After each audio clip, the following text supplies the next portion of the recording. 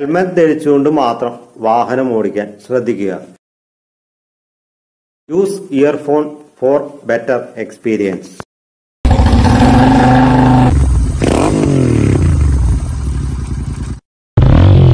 Hi, Hari സംസാരിക്കുന്ന pro റൈഡിലോട്ട് എല്ലാവർക്കും സ്വാഗതം. ഈ മാസം റോയൽ എൻഫീൽഡിനെ കുറിച്ച് പുതിയ മോട്ടോർ സൈക്കിൾ വന്നിട്ടുണ്ട്. അപ്പൊ അത് നമുക്ക് അടുത്തറിയാം. അതായത് ഇറ്റലിയിലെ മിലാനിൽ നടന്ന ഐക്മ ഓട്ടോ ഷോയിൽ ലോഞ്ച് ചെയ്ത മോട്ടോർ സൈക്കിളും അവരുടെ ഗോവയിൽ വെച്ച് നടന്ന റൈഡർമാനിയ ഇവന്റിലും ലോഞ്ച് ചെയ്ത മോട്ടോർ സൈക്കിളും നമുക്ക് അടുത്തറിയാം. ഇറ്റലി മിലാനിൽ നടന്ന ഐക്മ ഓട്ടോ ഷോയിൽ റോയൽ എൻഫീൽഡ് ആദ്യം പരിചയപ്പെടുത്തിയത് റോയൽ എൻഫീൽഡ് തന്നെ ഇലക്ട്രിക് മോട്ടോർ സൈക്കിളാണ് നമ്മളെ പരിചയപ്പെടുത്തിയത്. സത്യം പറഞ്ഞു കഴിഞ്ഞാൽ റോയൽ എൻഫീൽഡിന്റെ സബ് ബ്രാൻഡിന്റെ കീഴിലാണ് വരുന്നത്. ആ ബ്രാൻഡിന് അവർ പേര് അറിയിക്കുന്ന ഫ്ലൈയിങ് ഫ്ലീ എന്നാണ്. ഫ്ലൈയിങ് ഫ്ലീ എന്ന് പറഞ്ഞ മോട്ടോർ സൈക്കിളിനെ പറ്റി സംസാരിക്കാനാണെങ്കിൽ രണ്ടാം ലോക മഹായുദ്ധ കാലത്ത് ബ്രിട്ടീഷ് വാർ ഓഫീസിനായി വികസിപ്പിച്ചെടുത്ത ബ്രിട്ടീഷ് മോട്ടോർ സൈക്കിളാണ് റോയൽ എൻഫീൽഡ് ഫ്ലൈയിങ് ഫില. ഈ മോട്ടോർ സൈക്കിളിന്റെ സ്പെസിഫിക്കേഷൻ പരിശോധിച്ച് നോക്കിക്കഴിഞ്ഞാൽ ഒരു 126 cc എഞ്ചിനാണ്. 59 കിലോഗ്രാമാണ് ഇതിന്റെ ഭാരം വരുന്നത്. അതുകൊണ്ട് തന്നെ ഒരാൾക്ക് ഒറ്റയ്ക്ക് പൊക്കാവുന്ന ഭാരം തന്നെ. ഈ കാണുന്ന ചിത്രത്തിലൂടെ അത് നമുക്ക് മനസ്സിലാക്കാൻ സാധിക്കും. Royal Enfield electric motor cycle ഇതിനെ അടിസ്ഥാനമാക്കിയാണ്. ഈ ലോഗോയിൽ നമ്മെ ഓർമ്മപ്പെടുന്നത് പാരച്യൂട്ടിലൂടെ മോട്ടോർ സൈക്കിൾ താഴേക്ക് ഇടുന്നതിനെയാണ്. അതുകൊണ്ട് തന്നെ ഫ്ലൈയിങ് ഫ്ലീ ബ്രാൻഡിൽ തന്നെ C6 EV മോട്ടോർ സൈക്കിൾ കുഞ്ഞൻ EV മോട്ടോർ സൈക്കിൾ ആണ്. ഐക്മ ഓട്ടോ ഷോയിലെ മെയിൻ ഹൈലൈറ്റ് ഈ മോട്ടോർ സൈക്കിൾ തന്നെയായിരുന്നു. അപ്പൊ ഈ മോട്ടോർ സൈക്കിളിൽ കൂടുതൽ വിവരങ്ങളൊന്നും കമ്പനി പുറത്തുവിട്ടിട്ടില്ല. മിക്കവാറും ഫ്ലൈയിങ് ഫ്ലീ ബ്രാൻഡിലുള്ള ഇലക്ട്രിക് മോട്ടോർ സൈക്കിൾ 2026 നമുക്ക് ലഭിക്കുന്നതായിരിക്കും. ഈ ശബ്ദമില്ലാത്ത മോട്ടോർ സൈക്കിൾ ഫ്ലൈയിങ് ഫ്ലീ ബ്രാൻഡിൽ അടുത്തതായിട്ട് കാണിച്ച ഹിമാലയൻ EV ആണ്. ഈ 6നെ അപേക്ഷിച്ച് ഹിമാലയൻ EVക്ക് റേഞ്ച് കൂടുതൽ ഉണ്ടാവാനായിട്ടുള്ള സാധ്യതയുണ്ട്. അതായത് കഴിഞ്ഞ ഐക്മ ഓട്ടോ ഷോയിൽ അവർ കാണിച്ചതാണ് ഹിമാലയൻ EV. ഇപ്രാവശ്യം ഈ മോട്ടോർ സൈക്കിളിൽ ലോഞ്ചിങ് ഉണ്ടാവുമെന്ന് ഞാൻ പ്രതീക്ഷിച്ചു. പക്ഷെ ലോഞ്ചിങ് അല്ല കമ്പനി ചെയ്തത്. നൽകിയ ഇൻഫർമേഷൻ ഹിമാലയൻ EV സ്റ്റേജ് 2 ഘട്ടത്തിലോട്ട് എത്തിയിരിക്കുകയാണ്. ഫ്ലൈയിങ് ഫ്ലീ ബ്രാൻഡിൽ വരുന്ന നല്ല റേഞ്ച് ഉള്ള ഒരു ഇലക്ട്രിക് മോട്ടോർ സൈക്കിൾ ആയിരിക്കും ഇത്. പുതിയ KTMന്റെ അഡ്വഞ്ചർ ഒക്കെ പോലെ മോട്ടോക്രോസ് ശൈലിയിലാണ് ഇതിന്റെ ഒരു ഡിസൈൻ. ബാക്ക് സൈഡിലാണ് ഇങ്ങനെ ഒരു ഡിസൈൻ നൽകിയിരിക്കുന്നത്. ഹിമാലയൻ EV 0.2 എന്നാണ് കമ്പനി ഇതിനെ വിളിക്കുന്നത്. അഡ്ജസ്റ്റബിൾ ആയിട്ടുള്ള സസ്പെൻഷൻ സെറ്റപ്പ് ഒക്കെയാണ് കമ്പനി ഇതിൽ നൽകിയിരിക്കുന്നത്. പുതിയ TFT ഡിസ്പ്ലേ ഇതിൽ കാണാം. വീഡിയോ സൂക്ഷ്മമായിട്ട് തിരിച്ചു കഴിഞ്ഞാൽ ടോൾ ആയിട്ടുള്ള വിൻഡ് സ്ക്രീൻ നിങ്ങൾക്ക് കാണാം. ഹിമാലയൻ 450 ഇൻട്രൊഡ്യൂസ് ചെയ്ത ട്യൂബ്ലെസ് വീലുകളും ഇതിനകത്ത് ഉണ്ടാവും. പുതിയ ഡിസൈനിലുള്ള LED ഹെഡ്ലൈറ്റ് ആണ് നൽകിയിരിക്കുന്നത്. ഇതിന്റെ പ്ലാറ്റ്ഫോം യൂസ് ചെയ്തിരിക്കുന്ന IC എഞ്ചിൻ വെച്ചുള്ള ഹിമാലയന്റെ സെയിം പ്ലാറ്റ്ഫോം തന്നെയാണ്. 2007 ലാസ്റ്റിൽ നടക്കുന്ന ഐക്മ ഓട്ടോ ഷോയിൽ ഇത് ലോഞ്ച് ചെയ്യുന്നതായിരിക്കും. C6ന്റെ കൺസെപ്റ്റിന്റെ കൂടി ഇതൊക്കെ ജസ്റ്റ് കാണിക്കുകയാണ് ചെയ്തത്. അപ്പൊ ആ ഓട്ടോ ഷോയില് ആകെ ഫ്ലൈയിങ് ഫില C6 മാത്രം പ്രദർശിപ്പിച്ചത്. Himalayan EV പ്രദർശിപ്പിച്ചിട്ടുണ്ടായിരുന്നില്ല. അപ്പൊ നമുക്ക് എക്സ്പീരിയൻസ് ചെയ്യാൻ സാധിച്ചത് ഗോവയിൽ വെച്ച് ചേർന്ന റൈഡർമാനിയ ഇവന്റിൽ വെച്ചാണ്. ഇത് എക്സ്പീരിയൻസ് ചെയ്യാൻ സാധിച്ചത്. അപ്പൊ ഫ്ലൈയിങ് ഫ്ലീ ബ്രാൻഡിൽ വരുന്ന ക്ലാസിക് 6ഉം ഹിമാലയൻ EVക്കായിട്ട് നമുക്ക് കാത്തിരിക്കാം. അടുത്തത് ഇനി പരിചയപ്പെടാനുള്ള H6 ആണ്. റോയൽ എൻഫീൽഡിന്റെ first scrambler electric motorcycle ആണിത്. ഈ മോട്ടോർ സൈക്കിളിന്റെ റേഞ്ച് കുറവായിരിക്കും എന്നാണ് എനിക്ക് തോന്നുന്ന കാര്യം. ക്ലാസിക് 6 പോലെ തന്നെ ഇതൊരു കുഞ്ഞൻ മോട്ടോർ സൈക്കിൾ ആയിട്ടാണ് വരുന്നത്. ഐക്മ ഓട്ടോ ഷോയിൽ സ്കാംബ്ലർ 6 പ്രദർശിപ്പിച്ചു എന്നത് ഒഴിച്ചു നിർത്തിയാൽ ഇനിയിപ്പോ C6 ആയാലും H6 ആയാലും അതിന്റെ സ്പെക്കുകളൊന്നും തന്നെ കമ്പനി പുറത്തുവിട്ടിട്ടില്ല. ഹിമാലയൻ EV ആയിരിക്കും ആദ്യം കമ്പനി കൊണ്ടുവരാൻ പോകുന്നത്. അപ്പൊ ഈ മോട്ടോർ സൈക്കിൾ 2026 പ്രതീക്ഷിച്ചാൽ മതി. റോയൽ എൻഫീൽഡ് കമ്പനി ഒരു കുഞ്ഞൻ മോട്ടോർ സൈക്കിൾ ഇറക്കുന്നു എന്ന് പറയാൻ അവർക്കൊരു നാണം പോലെയായിരുന്നു ലോഞ്ചിങ് ഇവന്റിൽ അവർ പ്രസന്റ് ചെയ്തു. അതുകൊണ്ടാണ് ലോഞ്ചിങ് ഇവന്റിൽ ഹിമാലയൻ EVയുടെ സ്റ്റേജ് 2 അവർ കാണിച്ചത്. റോയൽ എൻഫീൽഡ് ഫ്ലൈയിങ് ഫില സീരീസിൽ തന്നെ ഇലക്ട്രിക് മോട്ടോർ സൈക്കിൾ ഇത്രയാണ്. SC എഞ്ചിൻ വെച്ച് വരുന്ന മോട്ടോർ സൈക്കിൾ ഏതൊക്കെയാണെന്ന് നമുക്ക് പരിശോധിച്ച് നോക്കാം.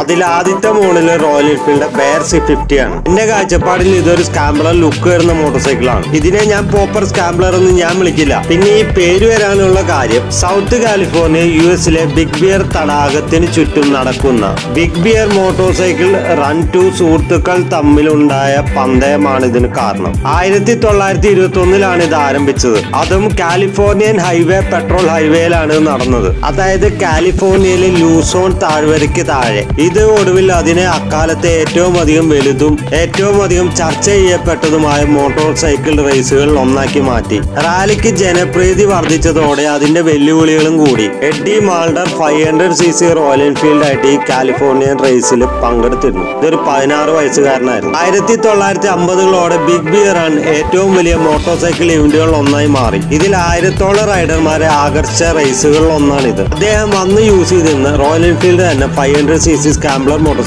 ആയിരുന്നു. മാൾഡറിന്റെ 500cc royal Enfield scrambler bike വെറും ഒരു ബൈക്ക് ആയിരുന്നില്ല, ഇത് റേസിംഗിനായി പ്രത്യേകം ട്യൂൺ ചെയ്തതായിരുന്നു. മാൾഡറിന് ബിഗ് ബിയർ റാലിയിൽ വിജയത്തിന് മുന്നോടിയായത് ഈ കാരണങ്ങളാണ്. മാൾഡറും ബിഗ് ബിയർ റേസും റീക്രിയേറ്റ് ചെയ്യാൻ വേണ്ടിയാണ് ഇങ്ങനെ ഒരു മോട്ടോർ സൈക്കിളിന് ഈ പേര് നൽകാനുള്ള കാരണം. മാൾഡറിന് ട്രിബ്യൂട്ട് ആയിട്ടാണ് തങ്ങളുടെ പുത്തൻ പുതിയ സ്കാംബ്ലർ മോട്ടോർ സൈക്കിൾ ബെയർ 650 249 എന്ന നമ്പർ ബ്രാൻഡിങ് ചെയ്തിരിക്കുന്നു. നമുക്കിനി മോട്ടോർ സൈക്കിളിന്റെ എഞ്ചിൻ ആൻഡ് സ്പെസിഫിക്കേഷൻ പരിശോധിച്ച് നോക്കാം. ട്വിൻസായിട്ടുള്ള എയർ ആൻഡ് ഓയിൽ കൂട്ടായ 648cc എഞ്ചിനാണ്. 6 സ്പീഡ് ഗിയർ ബോക്സ് സെറ്റപ്പ് ആണ്. പവർ പരിശോധിച്ച് നോക്കുമ്പോൾ 47.4 HP 7150 RPM. ടോർക്ക് തന്നെ 56.5 Nm 5150 RPM-ലാണ്. സീറ്റ് ഹൈറ്റ് തന്നെ 830 mm ആണ്. ഗ്രൗണ്ട് ക്ലിയറൻസ് 184 mm ഉണ്ട്. 216 കിലോഗ്രാം ആണ് ഇതിന്റെ ഭാരം വരുന്നത്. സ്പെക് ഇന്റർസെപ്റ്ററായിട്ട് കമ്പയർ ചെയ്യുമ്പോൾ പൊടിക്ക് ഭാരക്കുറവ് ഇതിന് ഫീൽ ചെയ്യുന്നുണ്ട്. വണ്ടി റണ്ണിങ്ങിൽ കുഴപ്പമില്ല, പക്ഷെ നമ്മളൊരു സ്ഥലത്ത് പാർക്ക് ചെയ്ത് നീക്കി വെക്കുമ്പോഴാണ് ഇതിന്റെ ബുദ്ധിമുട്ട് മനസ്സിലാക്കുന്നത്. അതുകൊണ്ട് തന്നെ ഈ സ്കാംബ്ലർ മോട്ടോർ സൈക്കിൾ കൊണ്ട്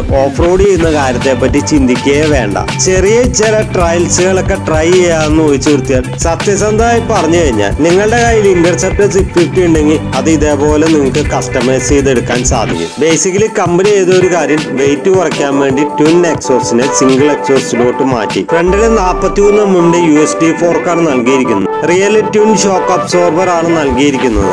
റെട്രോ ലുക്ക് നൽകുന്നതും ഊരി കൈപ്പിടിക്കേണ്ടതുമായ ഫ്യൂൽ ക്യാപ്പും 13.7 ലിറ്ററിന്റെ ഫ്യൂൽ ടാങ്കുമാണ്. ഇത് തരക്കേടില്ലാത്ത ഒരു ഫ്യൂൽ ടാങ്ക് കപ്പാസിറ്റിയാണ് വാഗ്ദാനം ചെയ്യുന്നത്. കമ്പനി വാഗ്ദാനം ചെയ്യുന്ന മൈലേജ് 24 km/ലിറ്റർ ആണ്. മൊബൈൽ ഓഫായി കിടന്ന നാവിഗേഷൻ കിട്ടാത്ത ഹിമാലയയിലൂടെ ഇൻട്രൊഡ്യൂസ് ചെയ്ത TFT ഡിസ്പ്ലേ ഇതിന് നൽകിയിട്ടുണ്ട്. ഫ്രണ്ടിൽ RE ബ്രാൻഡിംഗ് തന്നെ ഒട്ടും പ്രകാശം നൽകാത്ത LED ലാമ്പ് കമ്പനി നൽകിയിട്ടുണ്ട്. ഡ്യുവൽ ചാനൽ ABS-ഓട് കൂടിയ ഫ്രണ്ടില് 320 mm സിംഗിൾ ഡിസ്കുമാണ് നൽകിയിരിക്കുന്നത്. ബാക്കിൽ 220 mm സിംഗിൾ ഡിസ്കുമാണ് നൽകിയിരിക്കുന്നത്. അപ്പൊ ഈ സ്കാംബ്ലർ മോട്ടോർ സൈക്കിളിന്റെ ടയർ സൈസ് വരുന്നത് ഫ്രണ്ടിൽ നൽകിയിരിക്കുന്നത് 100/90/R19, പുറകിൽ നൽകിയ 140/80/R17. 4,33,000 രൂപയാണ് ഇതിന്റെ എക്സ്ഷോറൂം പ്രൈസ് വരുന്നത്. കളർ മാറുന്നതനുസരിച്ച് വണ്ടിയുടെ വിലയിലും വ്യത്യാസം വരാൻ സാധ്യതയുണ്ട്. അതിൽ ആദ്യത്തെ കളർ വൈറ്റ്, രണ്ടാമത്തെ കളർ ഗ്രീന്, വൈൽഡ് ഹണി എന്ന് പറഞ്ഞ colour, golden shadow, 249 special edition,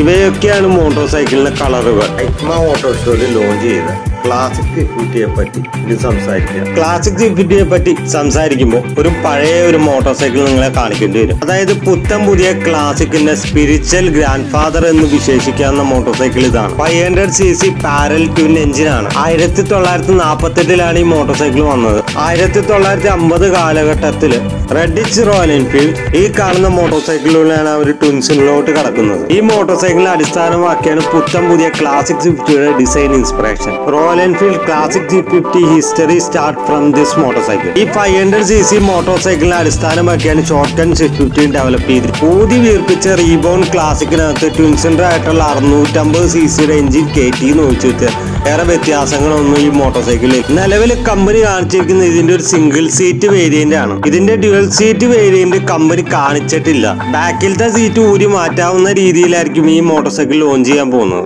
royal എൻഫീൽഡിന്റെ പുത്തൻ പുതിയ ലോഗോ ആണ് ഇത് നൽകിയിരിക്കുന്നത്. ബെയർ 650 ക്ലാസിക് 650 ഒരു സിംഗിൾ സിലിണ്ടർ ആയിട്ടുള്ള 650cc എഞ്ചിൻ ഞാൻ പ്രതീക്ഷിച്ചു. ബെയറിന്റെ കുറച്ചുകൂടി ഓഫ് റോഡിംഗ് കേപ്പബിലിറ്റീസ് ഒക്കെ നമുക്ക് യൂസ് ചെയ്യാൻ സാധിച്ചു. ഇനി ക്ലാസിക്കിലോട്ട് വരുമ്പോൾ കുറച്ചുകൂടി സിറ്റി ഓറിയന്റഡ് ആയിട്ടുള്ള മോട്ടോർ സൈക്കിൾ ആയിട്ട് ഇതിന് യൂസ് ചെയ്യാൻ സാധിച്ചേനെ. എന്നിരുന്നാലും ഹൈവേ ക്രൂസിംഗിൽ കുറച്ചുകൂടി ഫണ്ണി എഞ്ചിൻ തന്നെ ആയിരിക്കും. ഇന്റർസെപ്റ്ററിലൊന്നും സെയിം എഞ്ചിൻ തന്നെ ആണെങ്കിൽ കൂടി ഇതിന്റെ സ്പെസിഫിക്കേഷൻ പരിശോധിച്ചോ. എയർ ആൻഡ് ഓയിൽ കൂൾഡായ ട്വിൻസിലായിട്ടുള്ള 647.95cc 6 speed gear box setup ആണ്. മാക്സിമം പവർ വന്ന് 46.39 bhp at 7250 RPM. Maximum torque വന്ന് 52.3 Nm അറ്റ് 5650 RPM ആണ്. വണ്ടിയുടെ ടോപ്പ് സ്പീഡ് തന്നെ 140 km/h ആണ്. 14.8 ലിറ്റർ ആണ് ഫ്യൂൽ ടാങ്ക് കപ്പാസിറ്റി നൽകിയിരിക്കുന്നത്. മൈലേജ് പരിശോധിക്കും 21.45 km/h ആണ്. മോട്ടോർ സൈക്കിളിലെ ഭാരം വരുന്നത് 241 കിലോഗ്രാം. ഇത്രയും ഭാരം വരുന്ന മോട്ടോർ സൈക്കിൾ സിറ്റിയിലൂടെ ഹാൻഡിൽ ചെയ്യാന്ന് വെച്ചാൽ കുറച്ച് ബുദ്ധിമുട്ടാണ്. 800 mm സീറ്റ് ആയിട്ട് തന്നെ ഗ്രൗണ്ട് ക്ലിയറൻസ് 154 mm, ഫ്രണ്ടില് 43 mm ടെലിസ്കോപ്പിക് ഫോർക്കാണ് നൽകിയിരിക്കുന്നത്. റിയറിൽ തന്നെ ട്വിൻ ഷോക്ക് അബ്സോർബർ ആണ്. ഡ്യുവൽ ചാനൽ ABS സ്റ്റാൻഡേർഡായി നൽകിയിരിക്കുന്നു. ഫ്രണ്ടിൽ നൽകിയിരിക്കുന്ന 370 mm ഡിസ്ക്, റിയറിൽ നൽകിയിരിക്കുന്ന ഡിസ്ക് 300 mm ആണ്. ആ ലൈറ്റ്സ് ആർ LED ആണ് നൽകിയിരിക്കുന്നത്. ഫ്രണ്ടിലത്തെ ലൈറ്റിനെ പറ്റി പ്രത്യേകിച്ചൊന്നും പറയാനില്ല, എല്ലാ മോട്ടോർ സൈക്കിളും അത് തന്നെയാണ് നൽകുന്നത്. മീറ്റർ പരിശോധിച്ച് നോക്കുമ്പോൾ സെയിം ആ റീബോൺ ക്ലാസിക്കിൽ ഉണ്ടായിരുന്ന സെയിം മീറ്റർ തന്നെയാണ് ഇതിന് നൽകി. ഇതൊരു ക്ലാസിക്കിന്റെ പ്രീമിയം ലൈനപ്പിലോട്ടുള്ള ചുവടുവെപ്പ് ആയതുകൊണ്ട് തന്നെ കമ്പനിക്ക് ഒരു TFT ഡിസ്പ്ലേ ഒക്കെ നൽകാമായിരുന്നു. ടയർ സൈസ് തന്നെ ഫ്രണ്ടിൽ 100/90/R19, റിയറിൽ തന്നെ 140/70/R18. 3,40,000 രൂപ മുതൽ 3,50,000 രൂപ വരെയാണ് വില പ്രതീക്ഷിക്കുന്നത്. എന്തായാലും ഈ വർഷം ഈ മോട്ടോർ സൈക്കിളിൽ ലോഞ്ച് ഉണ്ടാവില്ല, അടുത്ത വർഷമായിരിക്കും ഇതിന്റെ ലോഞ്ച് വരുന്നത്. നിലവിൽ 350 cc ഉള്ള എല്ലാ മോട്ടോർ സൈക്കിളും ഇനി 650 കൺവേർഷൻ ചെയ്യുന്നതായിരിക്കും. അതിന്റെ ഫസ്റ്റ് ചുവടുവെപ്പ് എന്ന രീതിയിലാണ് ക്ലാസിക് 650 അവർ ഇൻട്രൊഡ്യൂസ് ചെയ്തിരിക്കുന്നത്. ബാക്കി മോട്ടോർ സൈക്കിൾ എങ്ങനെ ഒരു സിംഗിൾ സിലിണ്ടർ എഞ്ചിനായിട്ടുള്ള 650 cc എഞ്ചിൻ കൊണ്ടുവരും ഞാൻ പ്രതീക്ഷിക്കുന്നു. കൂടുതലൊന്നും പറയാനായിട്ടില്ല.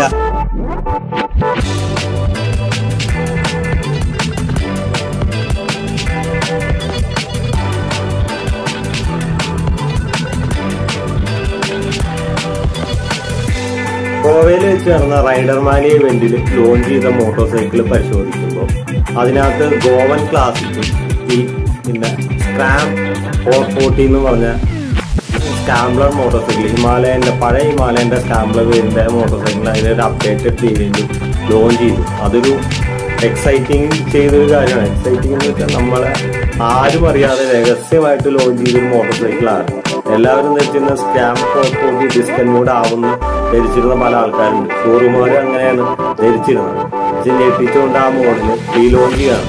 അതായത് അതിനകത്ത് കുറച്ച് മാറ്റങ്ങളുണ്ട്. അപ്പൊ അത് വീഡിയോയിൽ പറയുന്നതാണ്. ആ മോട്ടോർ സൈക്കിളിലെ ലോഞ്ചിങ് ഇവന്റിൽ ഞാൻ പങ്കെടുത്ത സ്ഥിതിക്ക് ഇനിയിപ്പോ ഗോവൻ ക്ലാസിക്കിനെ പറ്റി പറയാനാണെങ്കിൽ അതുകൊണ്ട് തന്നെ ഈ വീഡിയോയിൽ ഞാൻ ഒന്നും പറയാൻ ആഗ്രഹിക്കുന്നില്ല. ഒരു യൂട്യൂബേഴ്സും തുറന്നു പറയാത്ത ചില കാര്യങ്ങൾ ആ വീഡിയോയിൽ എനിക്ക് തുറന്നു പറയാനുള്ളതുകൊണ്ട് തന്നെ അപ്പൊ ആ വീഡിയോയിലെല്ലാം ഡീറ്റെയിൽ ആയിട്ട് ഉൾക്കൊള്ളിച്ച് ഞാൻ പറയുന്നതായിരിക്കും. ഉടനെ തന്നെ ആ വീഡിയോ വരുന്നതായിരിക്കും. ഇനിയിപ്പോ സ്ക്രാം 440 വരികയാണെങ്കിൽ അപ്പൊ എല്ലാവരും പറഞ്ഞൊരു കാര്യം സ്ക്രാം 411 ഡിസ്കന്യൂഡ് ആക്കും എന്നാണ് പറഞ്ഞിരുന്നത്. അല്ല 411 cc ഹിമാലയൻ മരണപ്പെട്ടെ പിന്നെ ഈ മോട്ടോർ സൈക്കിൾ ഒരു സോള് ഇതിന്റെ അർത്ഥമെല്ലാം നഷ്ടപ്പെട്ടു എന്ന് വിചാരിച്ചാണ് ഞങ്ങൾ എല്ലാവരും. പൊതുവെ റോയൽ എൻഫീൽഡ് എന്നൊരു പരിപാടി ഉണ്ട്. ഒരു എഞ്ചിൻ ഡിസ്കന്യൂഡ് ആയ ആ എഞ്ചിൻ വെച്ചുള്ള എല്ലാ മോട്ടോർ സൈക്കിളും ഡിസ്കന്യൂഡ് ആക്കാറുണ്ട്. അവർ പുതുതായി കൊണ്ടുവന്ന എഞ്ചിനിലായിരിക്കും പിന്നീട് ആ മോട്ടോർ സൈക്കിളെല്ലാം നിലനിൽക്കാൻ പോകുന്നത്. ഇവിടെ നേരെ വിപരീതമാണ് സംഭവിച്ചുകൊണ്ടിരിക്കുന്നത്. ആ പഴയ ഹിമാലയന്റെ ഓർമ്മ നിലനിർത്തുന്ന മോട്ടോർ സൈക്കിൾ ഇത് മാത്രമേ ഉള്ളൂ. അല്ലെ ഈ മോട്ടോർ സൈക്കിളിന് ഒരു തിരിച്ചുവരവ് ഉണ്ടാവില്ലെന്നാണ് ഷോറൂമിൽ കിട്ടിയ ഇൻഫർമേഷൻ. ബട്ട് നമ്മളെ എല്ലാം ഞെട്ടിച്ചുകൊണ്ട് റോയൽ എൻഫീൽഡ് പുതിയ ഭാവത്തിലും പുതിയ രൂപത്തിലും ഈ മോട്ടോർ സൈക്കിളിനെ തിരിച്ചു കൊണ്ടുവന്നിരിക്കുകയാണ്. ഇത് ഷോറൂമാരുടെ കണ്ണിലാണ് പുതിയ ഭാവവും പുതിയ രൂപവും. സത്യം പറഞ്ഞു കഴിഞ്ഞാൽ വീഞ്ഞ് പഴയതാണ്, പഴയ വീഞ്ഞ് പുതിയതാണെന്നൊരു തോന്നൽ കൊണ്ടുവരിക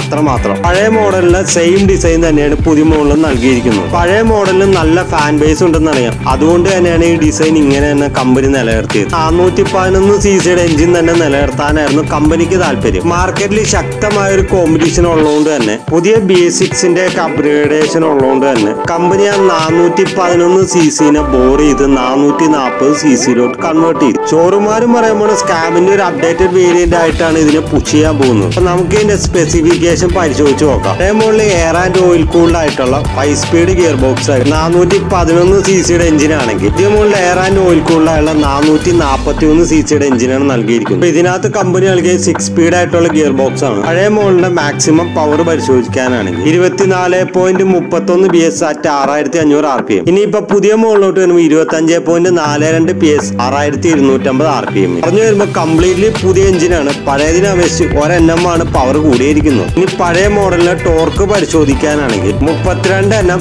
അറ്റ് 4250 RPM. പഴയ മോഡലിന്റെ ടോർക്ക് പരിശോധിച്ചു കഴിഞ്ഞാൽ 32 Nm 4250 RPM. ഇനിയിപ്പോ പുതിയ എഞ്ചിനോട്ട് വരുമ്പോൾ 34 Nm 4000 RPM. പഴയ എഞ്ചിനെ അപേക്ഷിച്ച് പുതിയ എഞ്ചിന് 2 Nm ടോർക്ക് കൂടുതലുണ്ട്. ഇതാണ് റോയൽ എൻഫീൽഡ് നമുക്ക് വന്ന പുത്തൻ പുതിയ എഞ്ചിൻ. ഫാൻസിന് ഇതൊക്കെ മതി. അതൊക്കെ പോട്ടെ, ഇത്രയൊക്കെ ചേഞ്ച് വരുത്തിയപ്പോ എഞ്ചിൻ ലിക്വിഡ് കൂൾഡ് എഞ്ചിനാക്കി മാറ്റാമായിരുന്നു. അറ്റ്ലീസ്റ്റ് ആ ഈ എഞ്ചിൻ ബോർ ചെയ്തെടുക്കണേന് പകരം പുതിയ ഹിമാലയയിൽ ഇങ്ങനെ 450 cc എഞ്ചിന് അത് കയറ്റിയാൽ മതിയായിരുന്നു. പേഴ്സണലി എനിക്ക് തോന്നിയ കാര്യം എഞ്ചിൻ ബാക്കിയിരിക്കണ്ടാവും, അത് വിറ്റ് തീർക്കാൻ വേണ്ടിയുള്ള പൊടിക്കൈയായിരിക്കും. അത് തീർന്നു കഴിയുമ്പോൾ ഈ സ്കാം എന്ന് പറഞ്ഞ മോട്ടോർ സൈക്കിൾ ഡിസ്കന്യൂഡ് ആക്കുന്നതായിരിക്കും. നിലവിൽ ഇപ്പൊ റോയൽ എൻഫീൽഡ് ചെയ്തുകൊണ്ടിരിക്കുന്ന പല കാര്യങ്ങളും നമുക്ക് മനസ്സിലാകുന്നില്ല. അറിയിൽ നിന്ന് ഒരിക്കലും അക്സെപ്റ്റ് ചെയ്യാൻ പറ്റാത്ത കാര്യങ്ങളാണ് കാര്യങ്ങളാണ് അവർ ചെയ്തുകൊണ്ടിരിക്കുന്നത്. ഇത്രയും മാറ്റങ്ങളൊക്കെ കൊണ്ടുവന്നപ്പോൾ ഇതൊരു ലിക്വിഡ് കൂൾ എഞ്ചിനാക്കി മാറ്റാമായിരുന്നു. എയർ ആൻഡ് ഓയിൽ കൂളിൽ തന്നെ നിലനിർത്തേണ്ട ആവശ്യം ഉണ്ടായിരുന്നില്ല. ഈ ഹിമാലയന്റെ ഡിസൈൻ വേണ്ടവർക്ക് കൺസിഡർ ചെയ്യാൻ പറ്റിയ മോട്ടോർ സൈക്കിളാണിത്. എന്നെ സംബന്ധിച്ചിടത്തോളം ഞാൻ ഡിസൈനിന് അത്ര ഇമ്പോർട്ടൻസ് നൽകാറില്ല. തങ്ങളുടെ അമിത ചെലവ് ഒഴിവാക്കാൻ വേണ്ടി സൂപ്പർ മീറ്റിയറിലൂടെ ഇൻട്രൊഡ്യൂസ് ചെയ്ത LED ഹെഡ്ലാമ്പ് എല്ലാ മോട്ടോർ സൈക്കിളിലും കൊടുക്കുന്നുണ്ട്. അപ്പൊ ഇത്രയും കാര്യങ്ങളാണ് എനിക്ക് പറയാനായിട്ടുള്ളത്. ഇതിന്റെ എക്സോസ്റ്റ് നോട്ട് ഒന്ന് കേട്ടു നോക്കാം.